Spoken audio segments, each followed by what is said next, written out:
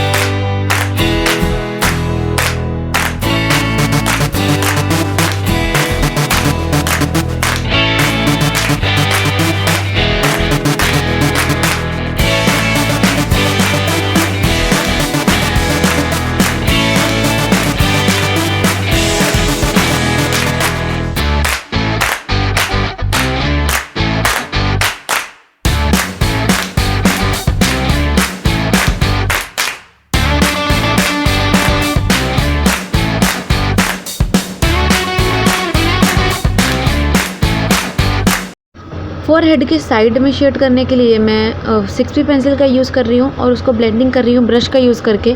बस साइड में मैं 6B पेंसिल का यूज़ करूँगी शेडिंग करने के लिए। और बस जहाँ थोड़ा सा लाइट शेड है ना, तो वहाँ पे मैं 4B पेंसिल का यूज़ कर रही हूँ। क्योंकि जिस तरीके से रेफरेंस इमेज है तो साइड में उसमें भी साइड में डार्क शेड है। एंड देन जो बीच में है, जैसे आप फोरहेड के बीच में देख सकते हैं वहाँ लाइट शेड है, तो इसलिए वहाँ पे मैं बिल्कुल उसी तरीके से फॉलो करते हुए लाइट शेड कर रही हूँ बीच में। एंड देन साइड में मैं थोड़ा डार्क शेड कर रही हूँ।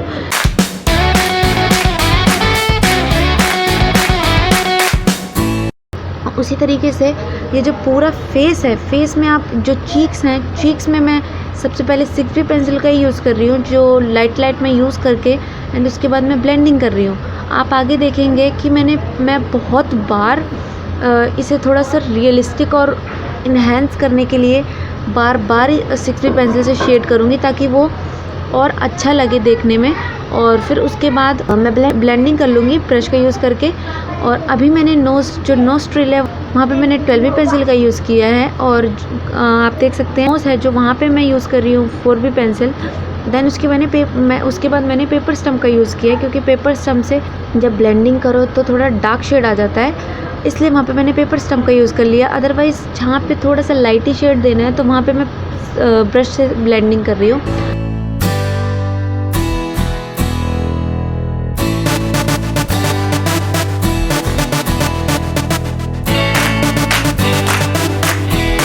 तो अब पूरी नोज़ में बहुत लाइट शेड करनी है, इसलिए वहाँ पे मैं 3B पेंसिल का यूज़ कर रही हूँ। देन उसके बाद मैं ब्रश का यूज़ करके ब्लेंडिंग कर ली।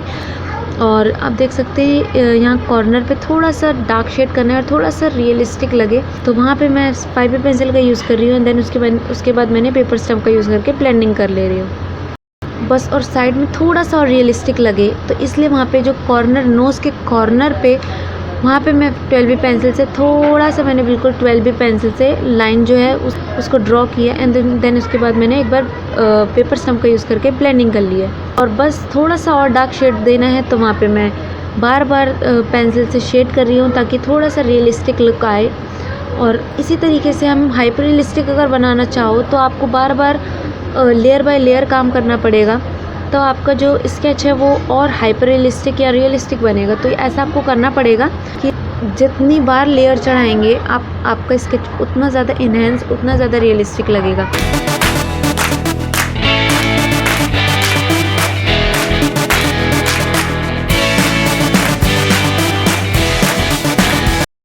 तो जो राइट साइड की चीक्स है उस पर भी मैंने सबसे पहले लाइट 6B पेंसिल से शेड कर लिया और देन उसके बाद मैंने ब्लेंडिंग कर ली।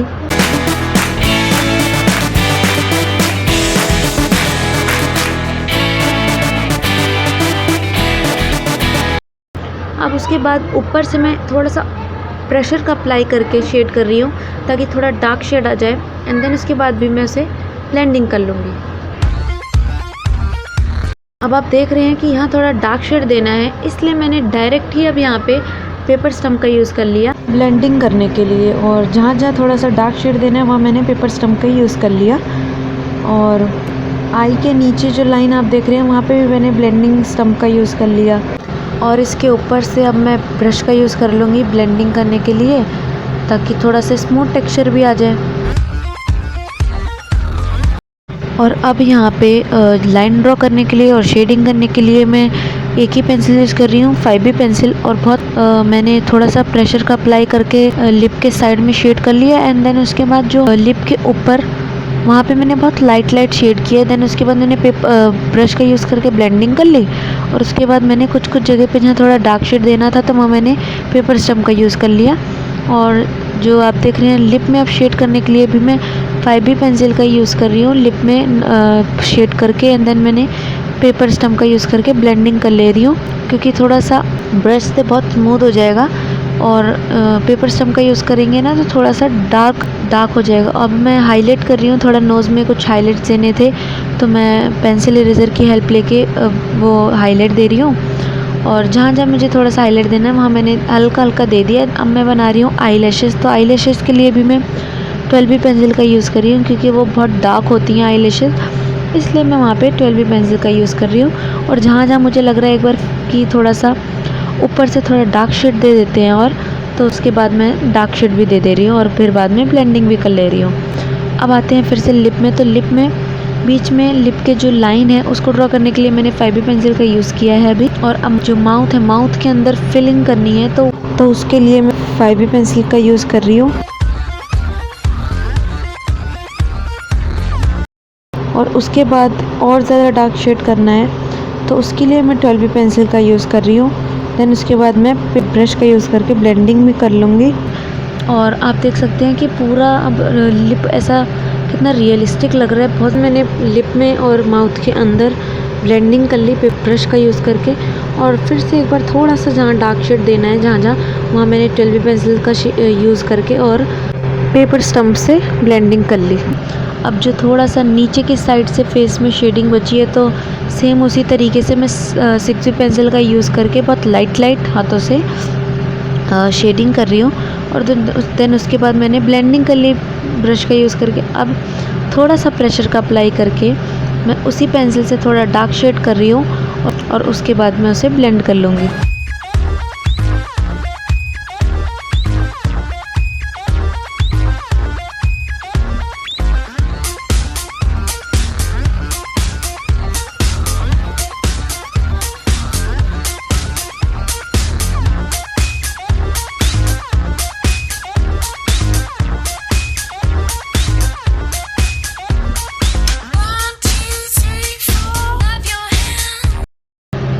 और अब फेस में थोड़ा बहुत जो मुझे थोड़ी सी कमी लग रही थी तो वहाँ पे मैं उसे करेक्ट कर रही हूँ।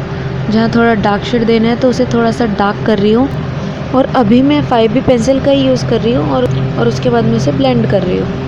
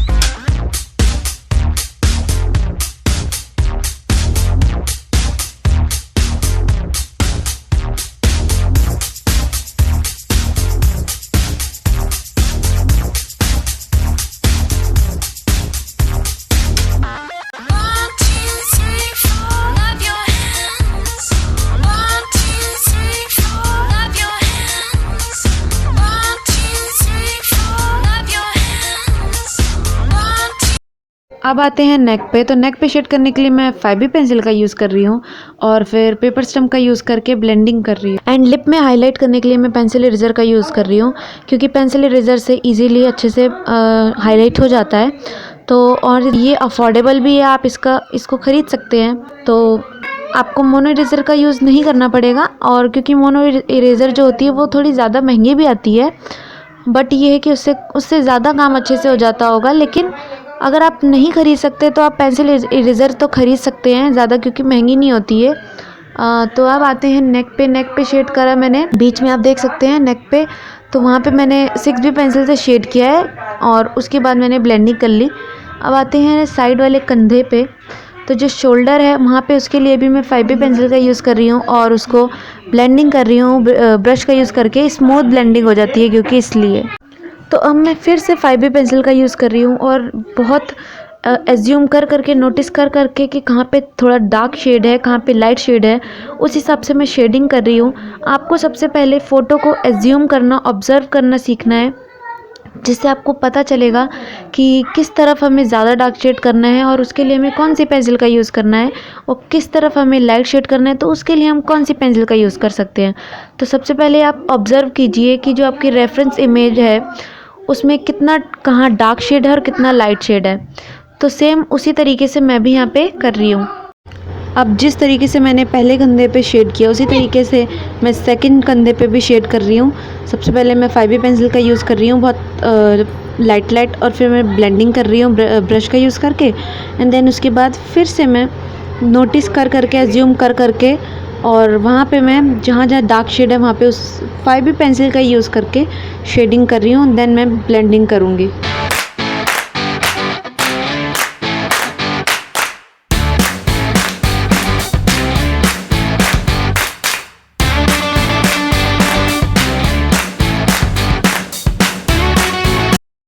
ईयर में शेड करने के लिए मैं 4B पेंसिल का यूज़ कर रही हूँ और बीच में थोड़ा डार्क शेड करना है, इसलिए वहाँ पे मैं 6B पेंसिल से शेड कर रही हूँ। एंड देन उसके बाद मैं ब्लेंडिंग कर लूँगी ब्रश का यूज़ करके। और आप देख सकते हैं बच्चे ने कान में एक ईयरिंग पहन रखी है छोटी सी, तो मैं उसके लिए वहाँ पे 6B पेंसिल का यूज़ कर रही हूँ, क्योंकि जो ईयरिंग है डार्क कलर की है, इसलिए वहाँ पे मैं डार्क कलर की पेंसिल यूज़ कर रही हूँ। और हेयर ड्रॉ करने के लिए मैं 12B पेंसिल का यूज़ कर रही हूँ। मैं पूरे जिस डायरेक्शन में स्ट्रोक्स लगा रही हूँ उसी डायरेक्शन में आपको भी स्ट्रोक्स लगाने हैं, अगर आप ये स्केच बनाना चाह रहे हैं तो। क्योंकि अगर आप इसे उल्टे स्ट्रोक्स लगाएंगे तो वो जो रेफरेंस इमेज है आप उसकी तरह नहीं बना पाएंगे। जो रेफरेंस इमेज है अगर आप उसे देखें तब आपको पता चलेगा कि नीचे की साइड, ऊपर से नीचे की साइड हमें स्ट्रोक्स लगाने हैं। तो उसी तरीके से मैं स्ट्रोक्स लगा रही हूँ, और बस इसी तरीके से मैं पूरे जहाँ हेयर बनाने हैं वहाँ मैं हेयर ड्रॉ कर लूँगी। और उसके बाद आप देखना कि कैसा लुक आ रहा है। और जो फ़ोटो का लिंक है वो मैं आपको डिस्क्रिप्शन बॉक्स में दे दूँगी। अगर आप बनाना चाहें तो आप वहाँ से बना सकते हैं। आप उस पर क्लिक करेंगे तो आपके पास जो इमेज है वो खुल जाएगी, देन आप उसको अपने फ़ोन में सेव कर सकते हैं। और फिर आप इसे ड्रॉ कर सकते हैं। जैसा आप जानते हैं कि बच्चों के आगे तो ऐसे बाल आते ही हैं, तो उसी तरीके से इस पे भी, इस स्केच में भी वही है कि आगे की साइड काफ़ी बाल आ रखे हैं, तो मैंने वो ड्रॉ कर लिया।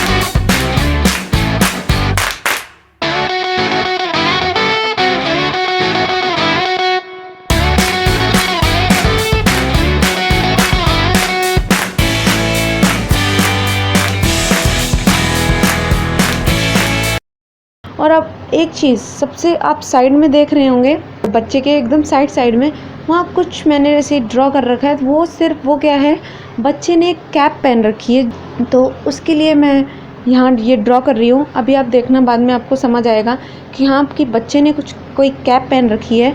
तो अब आप देखिए, और जो पूरा बैकग्राउंड है उसको मैं एकदम ब्लैक कर ले रही हूँ, क्योंकि तभी ज़्यादा अच्छा लगेगा। क्योंकि बच्चे के जो कैप है वो वाइट कलर की है, इसलिए अब बैकग्राउंड आप ब्लैक कर लो, या आप जिस भी कलर का आप चाहते हैं उस तरीके से कर लें, तो बैकग्राउंड से जो पूरा स्केच का लुक है वो चेंज हो जाता है और अच्छा लगता है। तो पूरा कंप्लीट कर लेते हैं, फिर आप देखना कि स्केच कैसा लग रहा है।